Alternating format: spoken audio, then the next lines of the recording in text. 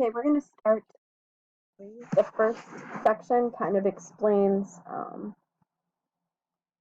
what relations and functions are. So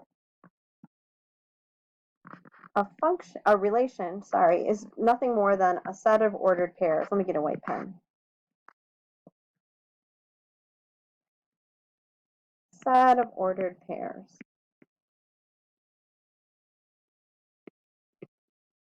A function then is a type of relation in which every input has exactly one output. So it's a relation where every input has exactly one output. I'm going to show you some examples of those in a few minutes. Domain is all of the x values or all of the inputs.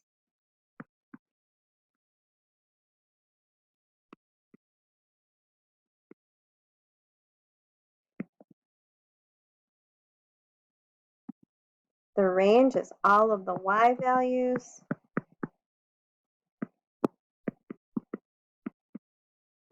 Those are the outputs. Okay. So let's identify the domain and range of this function. This is a function. So we're going to list all of the inputs for the domain. We use brackets. So all of my inputs, there's 1, 2, 3, 4. All you're doing is listing all of the x values. This is your domain, and your range is right here. All of your y values. So my range is 10, 11, 12, and 13. All you got to do, as simple as that. Okay, so a continuous function, it includes all real numbers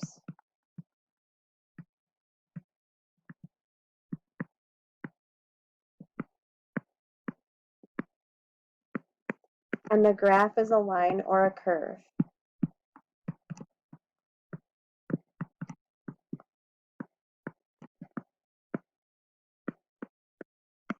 A discrete function includes only whole numbers and integers.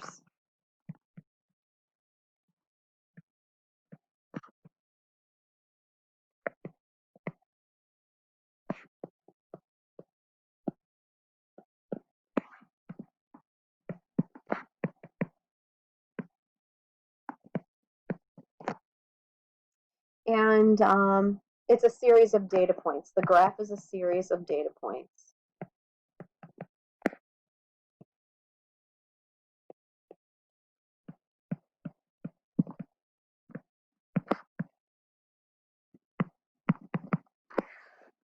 Okay, so you can see on the right there are examples of discrete graphs and there are examples of continuous graphs.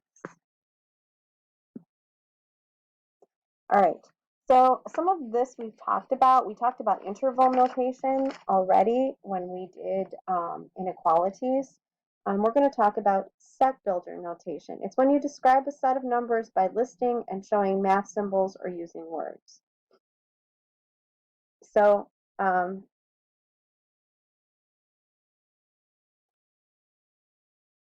these are examples of set builders. So all the values of x right here. Let me get a pen. All the values of x where x is less than 2. And this is the set of all the values of w where w is all whole numbers. That's how you read those. This is all the values of p where p is the number of people with black hair. Okay, that's how you read those. The next section is about set builders, which we already know how to do, but I'll just review it. It's when you describe a set of numbers by showing the range of numbers with the lowest value on the left and the highest on the right. Before now, I wasn't really concerned with the lowest on the left and the highest on the right, but now that we're getting into this, Your lower side needs to be on the left, the higher side on the right. Parentheses are used when the number is not included in the set, but it gets infinitely close to that number. So close, but not quite. A bracket means that the number is included in the set. So if you'll look at this first one, this means that from 1 to 9, not including 1, but including 9. This one means from negative 45 to 0 inclusive. That means that it includes both the negative 45 and the 0 in the set. This means from negative 6 to infinity, but the parentheses means not including the 6. All right. So determining if a relation is a function or not. These are all ways of doing this. If you have a graph, you're checking for repeating x values.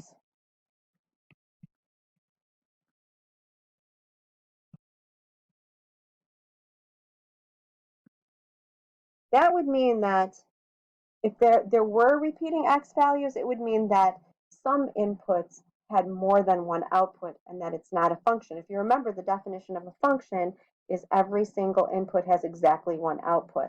Another way that you can tell with graphs is that you can use the vertical line test.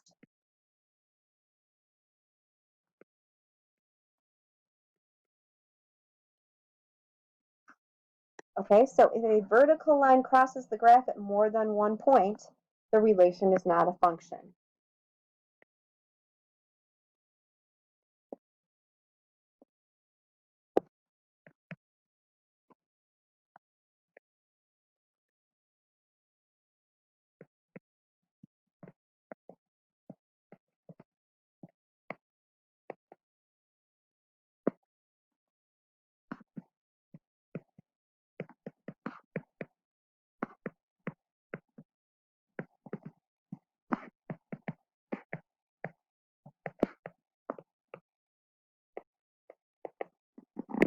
So if you look at this graph right here, here's my vertical line that I draw. Look at it crosses here and here. So that means that some inputs have more than one output, and this is not a function.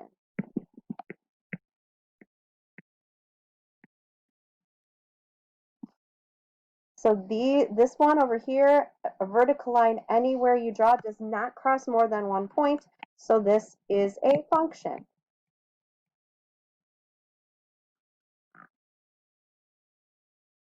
Okay, if you're looking at a set of points, you're looking at the x values or the inputs. If you have repeat x values, it's not a function. So I don't have any of those here, so this is a function. And the reason for that is every input has exactly one output.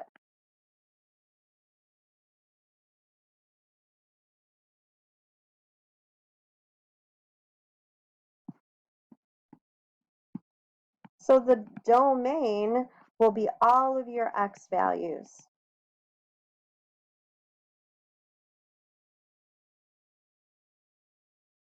The range will be all of your y values. And it's okay if the y values repeat.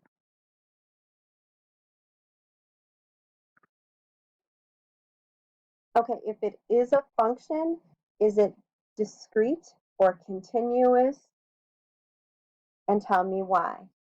If you remember our definition of discrete and continuous, this is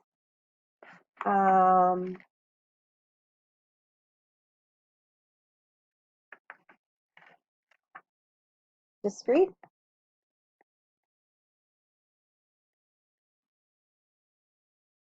It's a series of data points.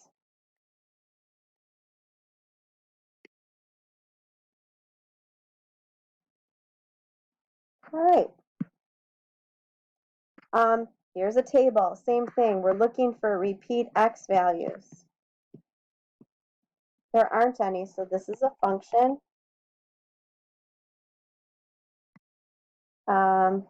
Again, every input has exactly one output.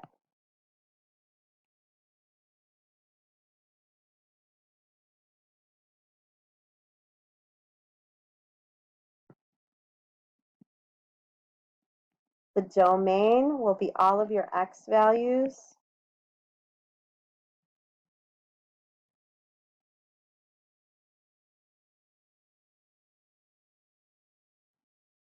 And the range will be all of your y values.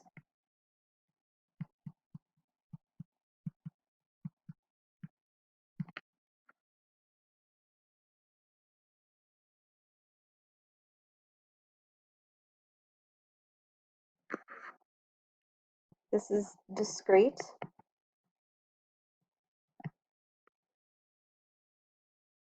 They're unconnected values. Let's say unconnected values. All right. A mapping diagram. I don't know if you guys saw these last year or not. It connects the inputs with the outputs, so you won't show any repeats in the input. How you'll show if they have multiple outputs, like 0 paired up with -2 and 1. So 0 has more than one output. So this is not a function. Let's say 0 has more than one output.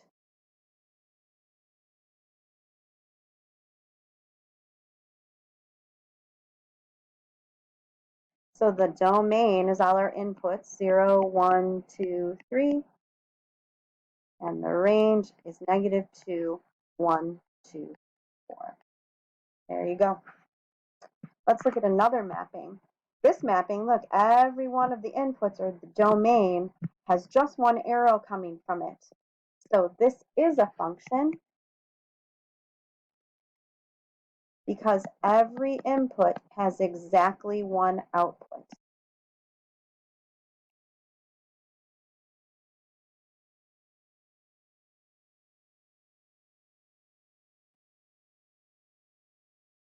Your domain is 1, 3, 6, and 10. Your range is 2, 5, 9, and 12. That's all your outputs.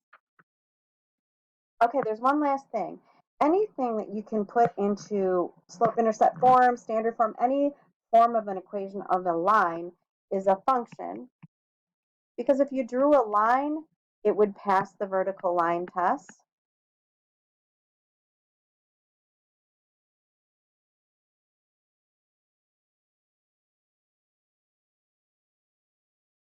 And a line, of course, the domain is negative infinity to infinity, and so is the range, because lines go on forever. Okay, so anything that you can put into that format, that linear format, is a function. All right, that's it for now.